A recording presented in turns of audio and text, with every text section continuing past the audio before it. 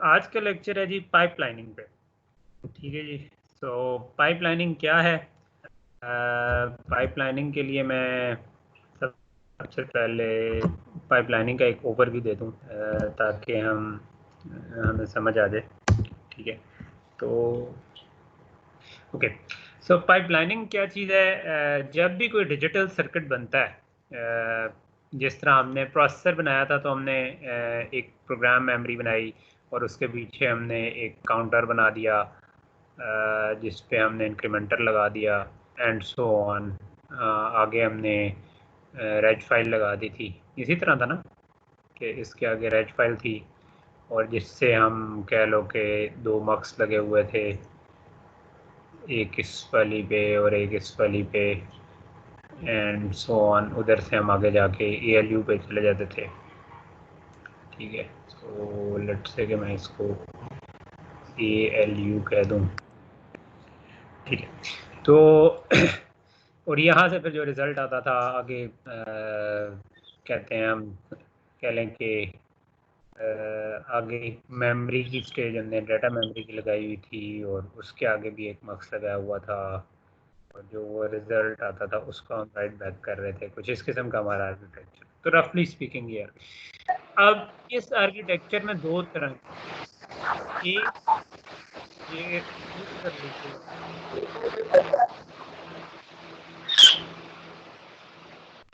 एक ऑल मैं कर सकता हूँ।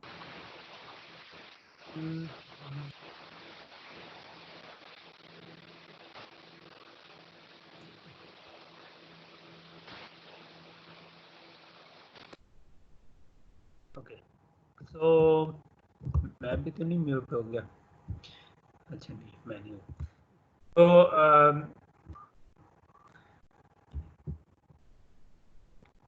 कर लेता हूँ और तो ये हमारा रफली आर्किटेक्चर था।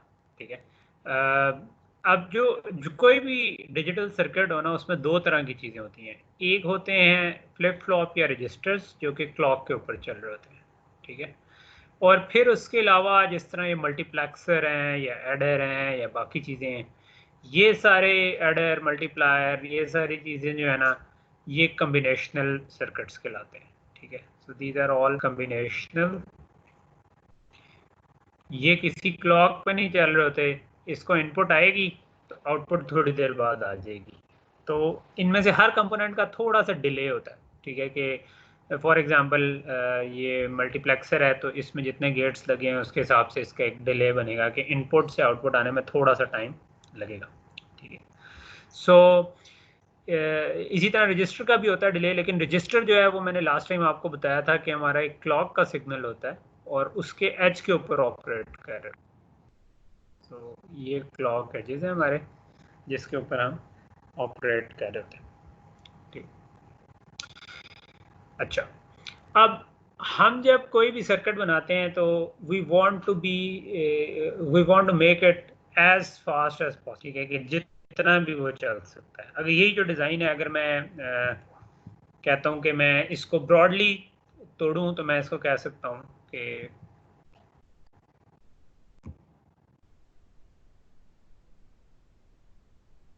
मैं अगर ब्रॉडली इसको तोड़ूं तो मैं कह सकता हूँ कि कुछ हमारे रजिस्टर्स हैं, रजिस्टर्स के बाद कुछ कम्बिनेशनल लॉजिक है, फिर रजिस्टर हैं, फिर कोई और कम्बिनेशनल लॉजिक है, फिर रजिस्टर हैं।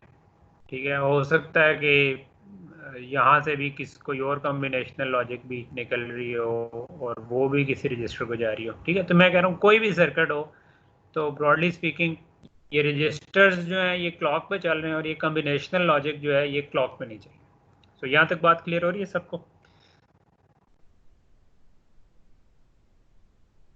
थोड़ा सा कोई हूँ हाँ कर दिया करें, मुझे लगेगा कि कोई अनम्यूट एक आध बंदा करके ना हूँ हाँ कर देगा। जी सर। जी सर। तो ये अब असद आपकी जिम्मेदारी है हूँ हाँ करना। ठीक है, जी सर अगर ठीक मल्टीपल है। हूँ हाँ करेंगे तो वो फिर अनम्यूट करना भूल जाएंगे। तो बाकी सब अनम्यूट रहें, वो कहते हैं म्यूट रहें और आपने फिर अनम्यूट करके हूँ हाँ करनी है बाकी। ठीक है। तो लेट्स से कि ये जो भी कॉम्बिनेशनल का मतलब है कि इसमें कोई मल्टीप्लेक्सर, एडर, ALU, एनीथिंग जो कि रजिस्टर पे नहीं चल रही। अब इनके अपने अपने डिलेज हैं। फॉर एग्जांपल इसका डिले मैं कहता हूँ, मैं अगर कैलकुलेट करूँ, so there are ways to calculate it. हम उसको एक्चुअल में कैलकुलेट कर सकते हैं कि कितना, आजकल के टूल्स बता देते हैं कि यार इतने गेट लगे हुए हैं, उनके दरमियान तार का इतना डिले होगा, तो टोटल मिला के इतना डिले हो जाएगा। तो लेट्स अज्यूम कि ये जो है ना, ये 10 नैनो सेकेंड का एक डिले आ रहा है, और ये जो आ रहा है ये भी तकरीबन 10 नैनो सेकेंड का आ रहा है, और ये जो डिले आ रहा है ये 15 नैनो सेकेंड का आ रहा है। ठीक है, तो अब अगर इस तरह के डिलेज आ रहे हैं तो इसका मतलब क्या है कि अगर इस जगह से कोई इनपुट आई, ठीक है, तो इस पूरे कॉम्बिनेशनल पाथ से गुजर कर 10 नैनो सेकेंड बाद वो इस जगह पर अवेलेबल होगी। इसी तरह इधर से जो आई वो भी 10 नैनो सेकेंड के बाद इस जगह पे अवेलेबल होगी, लेकिन इधर से जो इनपुट आई वो 15 नैनो सेकेंड के बाद इधर अवेलेबल होगी। तो अब हम जो डिसीजन लेना चाह रहे हैं वो ये कि हम ये जो क्लॉक का सिग्नल है जिसके ऊपर ये पूरी कैलकुलेशन करते हैं, ठीक है, सो जिसके जो एक सेम सिग्नल रिपीट हुए जा रहा होता है, इनफिनिटली चलता रहता है जब तक हम बिजली न चली जाए। तो ये क्लॉक का इसमें ये रोल है कि हर एज के ऊपर हम इसको नई इनपुट दे सकते हैं। ठीक है, तो अब इसका मतलब है कि मैंने इधर से इनपुट दी, तो एक क्लॉक साइकिल बाद इधर कोई रिजल्ट आया, एक और क्लॉक साइकिल बाद इधर रिजल्ट आ गया, और यहाँ पर मैंने रिजल्ट उठा लिया। ठीक है, तो अब मैं ओवरऑल क्लॉक को कितना फास्ट रख सकता हूँ, ये इससे पता चलेगा कि टोटल मैं 1 सेकंड में कितनी कैलकुलेशंस कर सकता हूँ। ठीक है, तो फॉर एग्जांपल अगर मैं इस क्लॉक की स्पीड कर दूं लेट से इस तरह से कि इसका ये जो पीरियड है ये मैं लिख देता हूँ लेट से 10 नैनो सेकंड का मैं रख देता हूँ। ठीक है, तो अगर मैं ये 10 नैनो सेकंड रख दूं तो यहाँ से यहाँ तक तो रिजल्ट आ जाएगा, यहाँ से यहाँ तक तो आ जाएगा, लेकिन ये वाला जो रिजल्ट है ये अभी इधर करेक्ट रिजल्ट नहीं आया होगा, क्योंकि इस पूरे सर्किट का डिले जो था 15 नैनो सेकंड था। तो 10 नैनो सेकंड में इसका मतलब है कि अभी पूरी कैलकुलेशन उस सर्किट से गुजर कर नहीं हो पाई। सो अभी तक नहीं हो पाई, तो इस जगह पर रिजल्ट गलत होगा, तो ये सर्किट काम नहीं करेगा अगर मैंने इसको 10 नैनो सेकंड रख दिया। ठीक है, ये बात समझ आ रही है सारों को? तो जी सर। अब इसको, इस सर्किट को अगर मैं सही चलाना चाहता हूं तो मुझे क्या करने की जरूरत है, मुझे बेसिकली कम से कम ये जो क्लॉक पीरियड है इसको 15 के बजाय 10 के बजाय 15 पर लाने की जरूरत है। ठीक है, so I need to make it at least 15। तो अगर मैं इसको 15 नैनो सेकंड बना दूंगा तो अब मुझे पता है कि चाहे इस पाथ से आ रहा हो तो ये 10 नैनो सेकंड बाद स्टेबल हो जानी थी आउटपुट, और उसके बाद वो स्टेबल ही रहनी थी अगले 5 नैनो सेकंड भी, क्योंकि हमने इनपुट को चेंज किया ही नहीं, इनपुट को हम अगले एज पर ही चेंज करेंगे। इसी तरह ये भी स्टेबल हो चुकी होगी और ये वाली आउटपुट भी स्टेबल हो चुकी होगी। इसका मतलब है हर पाथ के अंदर जो भी आउटपुट आनी थी वो स्टेबल हो चुकी होगी। तो इसका मतलब है कि इस तरह के डिज़ाइन में 15 nano second is my limitation जिसके ऊपर मैं इसको चला सके। तो इधर आपने देखा होगा कि मल्टीपल पाथ से तो जो उसमें लॉन्गेस्ट पाथ था जो 15 नैनो सेकंड बन रहा था वो हमारा उससे डिटरमिन हुआ कि मैं क्लॉक कितना फास्ट रख सकता हूँ। ठीक है, और इसका मतलब है कि अगर मैंने ये जो भी कैलकुलेशन ये कर रहा था सर्किट, अगर मैं हर 15 नैनो सेकंड बाद इसको नई इनपुट दे सकता हूँ और वो नई आउटपुट उसके कॉरेस्पॉन्डिंग आ जाएगी। तो ये आपके पास टोटल जो भी 1 सेकंड में अगर 1 नैनो सेकंड होता तो हम 1 बिलियन कैलकुलेशन कर सकते थे, तो आप 15 नैनो सेकंड लग रहे हैं तो 1/15 बिलियन कैलकुलेशन हम कर सकते होंगे यूजिंग दिस सर्किट। ठीक है, but that's our total limit, जिससे आगे हम नहीं जा सकते अगर हम इसको यूज कर रहे हैं सर्किट। तो ये जो लॉन्गेस्ट पाथ होता है ना किसी भी सर्किट का, इसको हम कहते हैं क्रिटिकल पाथ। ठीक है, इसको हम कहते हैं क्रिटिकल पाथ। सो अभी जो हमने सर्किट बनाया था पूरा, अगर मैं इस स्लाइड पे जाऊं तो ये इसमें तो बहुत बड़े बड़े कॉम्बिनेशनल पाथ है। यानी इधर से मैं देखूं तो ये मेमोरी जो थी, लेट से मेमोरी का जो स्टोरेज एलिमेंट था जो क्लॉक पे चल रहा था, वहां से हम निकले इधर से ये भी एक कम्बिनेशनल पाथ है, कोई रजिस्टर नहीं आया, ALU पे गए, कोई रजिस्टर कहीं पे स्टोर नहीं किया, तो यहाँ पर लेट से मल्टीप्लायर की रिजल्ट आ रहा है, वो उसके बाद एक और मल्टीप्लेक्सर से गुजर रहा है, वो घूम के वापस आ रहा है, यहाँ पर भी हमारा एक डी मल्टीप्लेक्सर लगा हुआ था, ठीक है। तो ये पूरे का पूरा पाथ जो होगा ना, ये लॉन्गेस्ट पाथ जो बनेगा, ये हमारा क्रिटिकल पाथ बन जाएगा। और इस क्रिटिकल पाथ की वजह से हम इस वाले प्रोसेसर का जो क्लॉक पीरियड है, ये हमारा काफ़ी स्लो हो जाएगा। अगर मैं इस तरह का बनाऊं तो हम शायद गीगाहर्ट्ज़ का तो सोच नहीं सकते, हम शायद कुछ मेगाहर्ट्ज़ पे ही चला सकें इसको। तो प्रोसेसर काम तो करेगा बट काफ़ी स्लो। प्रोसेसर की दुनिया में आप प्रोसेसर को बेचने के लिए जितना फास्ट कर सकें उतना अच्छा होता है, तो हम उसको फास्ट बनाना चाहते हैं। तो फास्ट बनाने के लिए क्या करते हैं? फास्ट बनाने के लिए जो हम स्टेप करते हैं ना, उसको कहते हैं हम पाइपलाइनिंग। तो पाइपलाइनिंग क्या होती है कि ये जो 15 नैनोसेकंड का डिले आ रहा है, इसको मैं किसी तरह दो हिस्सों में तोड़ दूं, कि मैं कहूं कि आधी कैलकुलेशन इधर कर लूं, आधी कैलकुलेशन इधर, और इसके दरमियान में एक रजिस्टर लगा दी है। अच्छा, अब रजिस्टर लगाने से क्या होगा कि वो जो आउटपुट आनी थी वो आधी इधर कैलकुलेट होगी, आधी उसके बाद कैलकुलेट होगी। लेकिन अब मैं क्लॉक पीरियड जो है वो 15 के बजाय हो सकता है कि इस तरफ अब मेरे पास लेट से 8 नैनोसेकंड का पीरियड रह जाए और इस जगह पे 9 नैनोसेकंड का रह जाए। तो अब नया क्रिटिकल पाथ ये दोनों बन गए 10 नैनोसेकंड। तो मैं अब 10 नैनोसेकंड के ऊपर ये पूरा सर्किट चला सकता हूँ, तो मेरा सर्किट 1.5 गुना तेज चल सकता है, ठीक है। अच्छा, इसकी मिसाल इस तरह से भी है, दी जाती है कि जिस तरह तंदूर पे आप लोग सब जाते होंगे, ठीक है। तो तंदूर के ऊपर आप क्या करते हैं कि जो तंदूर वाला लगा होता है ना, अगर लेट से कि वहाँ पर मल्टीपल लोग होने के बजाय एक ही बंदा होता, तो वो एक ही बंदा पहले पेड़ा बनाता, पेड़ा बनाकर उसको बेलता, ठीक है, और बेलने के बाद वो उसको तंदूर में लगाता, और फिर जब वो रोटी पक जाती उसको उतार के निकालता, और उसके बाद वो सेकंड पेड़ा बनाता और उसको बेलता और उसको लगाता। तो ये काम बड़ा स्लो बनाना था, ठीक है। और यही काम अभी हमारा प्रोसेसर कर रहा है कि हमारा प्रोसेसर पूरे का पूरा काम, अगर हम प्रोसेसर को देखें तो ये पूरे का पूरा काम जो हो रहा है हमारा, ये यहाँ से लेकर हम आते हैं, आप समझें कि ये जो हमने ऑपरेंट्स उठाए हैं, ये हमने पेड़ा बनाया है, फिर ये उसकी रोटी पकाई है, और फिर उसको वापस कहते हैं लिखवाया है या गाहक को पकड़ाया है। तो ये पूरे का पूरा काम जो है ना, एक ही साइकिल के अंदर हम कर रहे हैं, और वो साइकिल फिर स्लो हो जाता है क्योंकि हमने ये पूरे का पूरा काम उसके अंदर करना है, यानी एक ही बंदा समझेगा।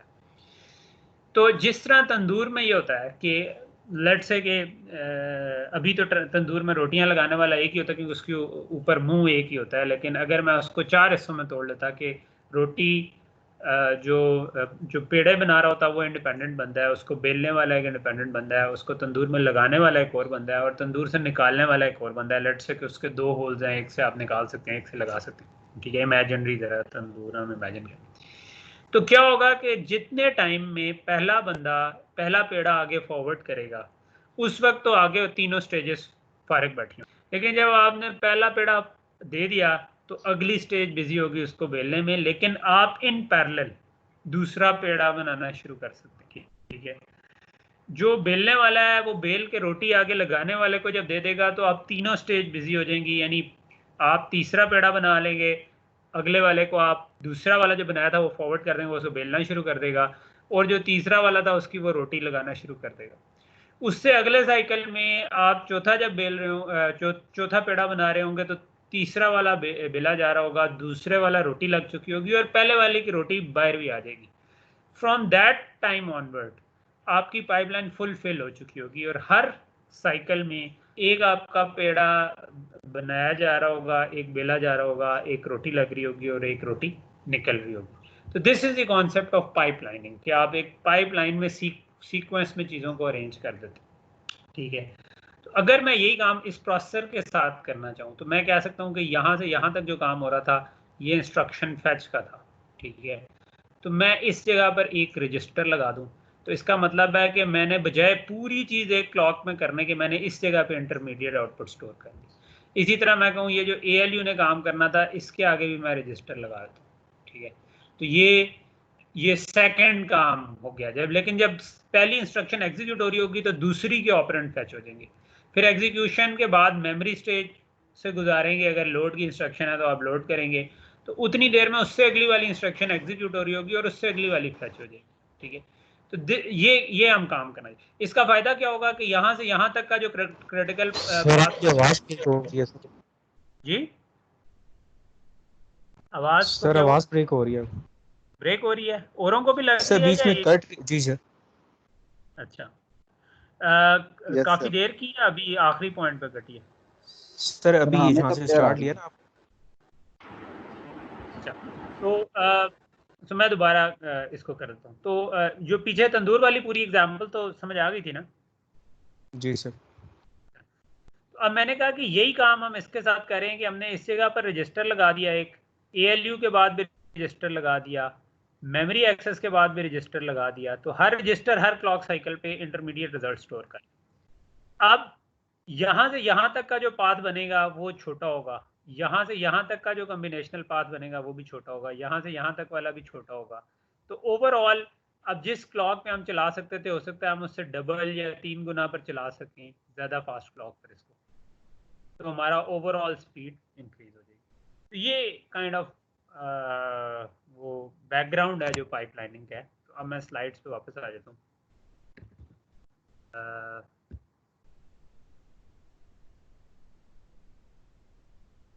तो मेनली जो हमने अभी तक कर लिया था वो इस किस्म का डिज़ाइन तक हम पहुंच गए थे।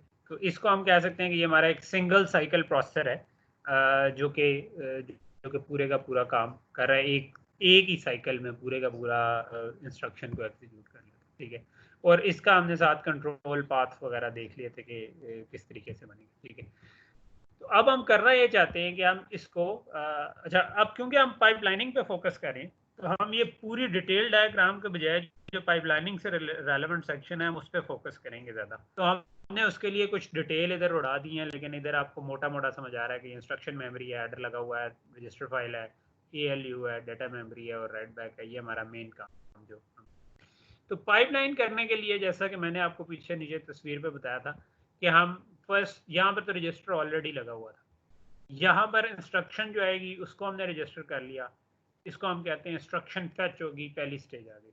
दूसरी स्टेज हमने बना दी कि ये हमने ऑपरेंड्स ने निकाल लिए, यानी ऑपरेंड्स हम कहते हैं कि जिन दो रजिस्टर्स को हम ऐड करना चाह रहे थे या मल्टीप्लाई करना चाह रहे थे वो हमने फेच करके वो हमने इस जगह पे दोनों रजिस्टर सेव कर ली, और अगर रजिस्टर के बजाय इमीडिएट वैल्यू थी तो वो सेव कर ली। ठीक है, उसके बाद ALU में हमने उन रजिस्टर्स को ऐड किया और फिर हमने उसके बाद भी स्टोर कर लिया, और डाटा मेमोरी स्टेज पर भी हमने उनको जो भी मेमोरी की आउटपुट आई उसको उठाकर सेव कर लिया। अब ये जिस तरह तंदूर पाइपलाइन हुआ था उस तरह हमारी ये प्रोसेसर पाइपलाइन हो गया। ठीक है, तो हम इसको कहते हैं पहले को फेच फेज, दूसरे को डिकोड या बाद का रजिस्टर फेच कहते हैं, फिर एग्जीक्यूट, फिर मेमोरी फेज और फिर राइट बैक फेज।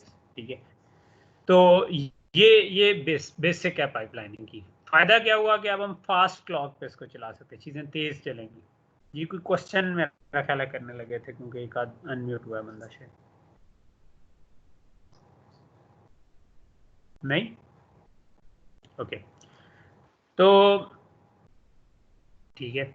सो अब बेसिकली जो हमारा क्रिटिकल पाथ था, ठीक है, वो पहले तो पूरा पाथ था ना कि यहाँ से हम आकर रजिस्टर फाइल से निकल कर ALU से निकल के आ रहे थे। अब आपने देखना है कि हर स्टेज का कितना कितना डिले आ रहा है। जिस तरह मैंने वो क्लाउड से बनाए थे, हर एक का अपना अपना डिले था।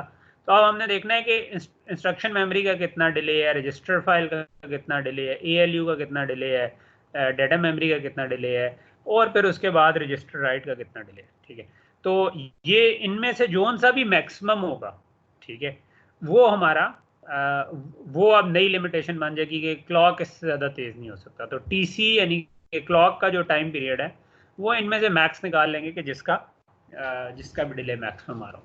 ठीक है, ओके, ये कुछ आगे की चीज़ें हैं जो मैं इस पर वापस आऊँगा, ये जो आयरन लॉ और बाकी चीज़ें इस पर मैं वापस आऊँगा। लेकिन जो आपको अब अगर मैं टाइम वाइज देखूं कि ये टाइम इस तरह बढ़ता जा रहा है, ठीक है, पहला साइकिल, दूसरा साइकिल, T0 T1 T2 को आप साइकिल अज्यूम करें। सो ये साइकिल्स आपके बढ़ते जा रहे हैं। तो पहली इंस्ट्रक्शन पहले साइकिल में ये आप समझें कि टाइम 0 पे पहला पेड़ा बनाया, फिर आपने उसको बेला, फिर आपने उसकी रोटी लगाई और फिर रोटी बाहर निकाली। तो ये इसी तरह हमारी जो स्टेजेस हैं, instruction, fetch, decode, execute, memory access, write back, ये हमने सारी इंस्ट्रक्शंस की। तो ये हम 5 साइकिल के बाद 0 से लेकर 4 तक हमारा पूरी इंस्ट्रक्शन कंप्लीट होगी। लेकिन इन पैरेलल जिस वक्त हम दूसरी स्टेज पे पहली इंस्ट्रक्शन पहुंची थी तो उससे अगली इंस्ट्रक्शन फैच हो गई, ठीक है। तो जो गेन हम हासिल कर रहे हैं वो ये कि पहले ये पूरा काम इकट्ठा होता था और उसके बाद अगली इंस्ट्रक्शन पूरी की पूरी चलती थी। अब हमने इंस्ट्रक्शन डिकोड के वक्त उससे अगली इंस्ट्रक्शन फैच कर ली, उससे अगले साइकिल में अब तीसरी इंस्ट्रक्शन फैच कर ली, दूसरी डिकोड हो रही है, पहली वाली एग्जीक्यूट पे पहुंच चुकी है। उससे अगले साइकिल में चौथी इंस्ट्रक्शन फैच कर ली, तीसरी वाली डिकोड हो रही है, दूसरी वाली एग्जीक्यूट हो रही है, पहली वाली मेमोरी एक्सेस हो रही है। और जब आप इस साइकिल में पहुंचे तो अब आपकी पाइपलाइन पूरी तरह फिल हो गई। इसमें अब आपकी 5वीं इंस्ट्रक्शन फैच हो रही है, चौथी डिकोड हो रही है, तीसरी एग्जीक्यूट हो रही है, दूसरी मेमोरी एक्सेस हो रही है, पहली राइट बैक हो रही है। फ्रॉम हेयर ऑनवर्ड्स, क्योंकि इससे अगले में इंस्ट्रक्शन फैच छठी हो जाएगी, तो अब हर साइकिल में सारे की सारी स्टेजेस बिजी हैं। जो कि शुरू में आप देख सकते हैं कि शुरू में सिर्फ फैच इस्तेमाल हुआ, डिकोड फ्री था पहले साइकिल में, दूसरे में डिकोड हो गया लेकिन एग्जीक्यूट फ्री था, तीसरे से एग्जीक्यूट हुआ। लेकिन अब इसके ऑनवर्ड अब आपकी सारी पाइपलाइन स्टेजेस पैरेलल में काम करें, ठीक है। इसी को रिसोर्स व्यू में देखें तो हम देख सकते हैं कि जो इंस्ट्रक्शन फैच है उसमें पहले साइकिल में पहली वाली फैच हो रही है इंस्ट्रक्शन, दूसरे वाले में दूसरी हो रही है, तीसरे में तीसरी हो रही है, डिकोड, एग्जीक्यूट, राइट बैक को हम इसी तरह देख सकते हैं कि दूसरे साइकिल में पहली वाली डिकोड हो रही थी, तीसरे में दूसरी, एंड सो ऑन। तो ये उसी को अल्टरनेट व्यू देखने का एक तरीका है, जो खैर इतना ज़्यादा इंपॉर्टेंट नहीं है। आई थिंक ये कॉमन सेंस है, वैसे भी समझ सकते हैं। ये मेन चीज़ थी पाइपलाइनिंग की, ठीक है। सो पाइपलाइनिंग जो अभी हमने, ये तो हमने बिल्कुल बेसिक किया, ठीक है, लेकिन इसमें हमने कुछ सिंप्लीफाइड असम्पशंस ली हुई थी। फर्स्ट ऑफ ऑल ये कि हमने कंट्रोल सिग्नल्स को बिल्कुल इग्नोर किया हुआ था, ठीक है। अब फॉर एग्जांपल इस जगह पर जो ये रेड सिग्नल्स हमारे सारे कंट्रोल सिग्नल थे कि ALU करना है या नहीं करना, तो ये तो ऑप कोड के ऊपर डिपेंड कर रहे होते थे कि ALU में कौन सा ऑपरेशन लेना है। तो हमें सिर्फ ये नहीं चाहिए बल्कि हमें हर स्टेज के ऊपर इंस्ट्रक्शन रजिस्टर भी चाहिए, यानी जब हम डिकोड में हो तो जो भी इंस्ट्रक्शन आ रही है वो तो यहाँ पर ठीक, लेकिन जब हम ALU स्टेज पे पहुंचे तो अब इधर तो नई इंस्ट्रक्शन आ गई है लेकिन ALU के ऊपर तो पुरानी इंस्ट्रक्शन पड़ी थी। तो हमने तो अगर लेट्स से कि ऐड की इंस्ट्रक्शन आई पहली और दूसरी आ गई सब्ट्रैक्ट की, तो हमने जो ऐड की इंस्ट्रक्शन जब आई उससे अगले साइकिल में, मतलब पहले दो उसके रजिस्टर फैच हुए, उससे अगले साइकिल में उसने ऐड होना था। तो अगर हम इसी इंस्ट्रक्शन रजिस्टर से उठाते रहे तो अगले साइकिल में तो नई इंस्ट्रक्शन आ जाएगी, यहाँ पे तो सब्ट्रैक्ट की इंस्ट्रक्शन आ जाएगी। तो हम अगर वहीं से इसको कंट्रोल करते रहे तो गलती हो जाएगी कि हम ऐड के बजाय सब्ट्रैक्ट कर दें। उसका हल ये है कि हम इंस्ट्रक्शन रजिस्टर को भी हर साइकिल पे पाइपलाइन करते हैं। तो हम कहते हैं कि पहली इंस्ट्रक्शन आई ऐड की, उसके ऑपरेंड्स फैच हुए, अगले साइकिल के लिए वही इंस्ट्रक्शन रजिस्टर को हमने मजीद पाइपलाइन कर दिया कि अब वही वाला रजिस्टर इधर यूज हो जाए। तो ऐड इधर सेव हो जाएगा और नई इंस्ट्रक्शन जो आएगी सब्ट्रैक्ट की वो इधर सेव होगी। तो इस जगह पर जो हमें कंट्रोल लाइंस चाहिए होगी, यानी कि कौन सा ऑपरेशन करना है, वो इस इंस्ट्रक्शन से फैच। यही जब अगली स्टेज पे पहुंचेगा तो यही ऐड की इंस्ट्रक्शन का ऑप कोड वगैरह आगे मूव हो जाएगा। आगे मूव हो जाएगा तो इस स्टेज पे हमने ये चूज करना था कि भाई मेमोरी से नहीं उठाना बल्कि जो रजिस्टर की आउटपुट आ रही है वो उठाना है, तो वो भी ठीक ठीक इस ऑप कोड पे चूज होगा। तो हमें हर स्टेज पे इंस्ट्रक्शन रजिस्टर भी चाहिए, ठीक है। इसी तरह ये जो राइट बैक स्टेज है इस पे ये वाला मक्स क्या कर रहा है, ये वो वाला मक्स है जो कि हमने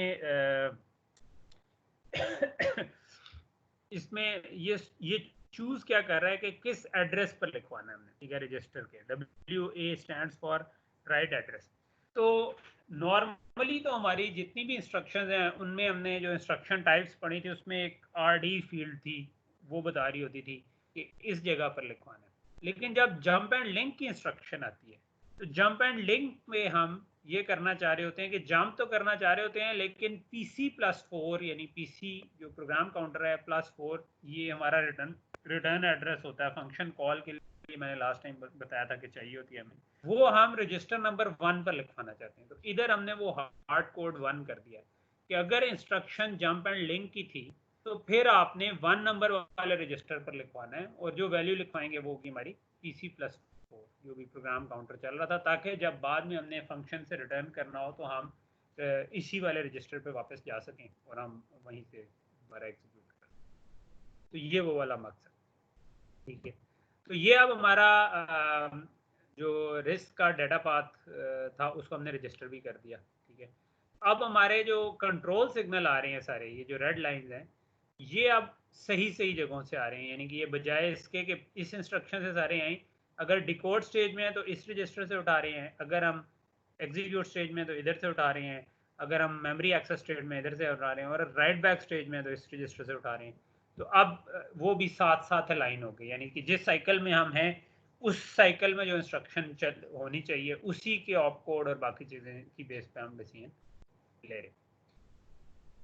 तो ये हमारे टोटल जो डाटा पाथ जो है वो काइंड ऑफ उसकी कंट्रोल सिग्नल्स को भी प्रॉपरली हमने पाइपलाइन में हैंडल कर लिया। पहले हमने सिर्फ डाटा पाथ हम कहते हैं जो हमारा ये जो रेड लाइंस थी, these are called control signal. तो जब भी हम डिज़ाइन करें हो ना, तो हम जो डाटा जिस हिसाब से फ्लो कर रहा होता है उसका जो स्ट्रक्चर खड़ा करें उसको हम डाटा पाथ कहते हैं, और उसके स्ट्रक्चर को कंट्रोल करने के लिए जो सिग्नल्स आ रहे हैं उनको हम कई दफ़ा कंट्रोल पाथ कह देते हैं। और कंट्रोल पाथ जो है फिर जिस तरह हमने तो हार्ड कोड कर दिया, इसके लिए आप स्टेट मशीन भी बना सकते हैं और तरह के भी डिज़ाइन पैराडाइम यूज़ कर सकते हैं। ओके, तो ये हमारी पाइपलाइन प्रोसेसर बन गया, ठीक है।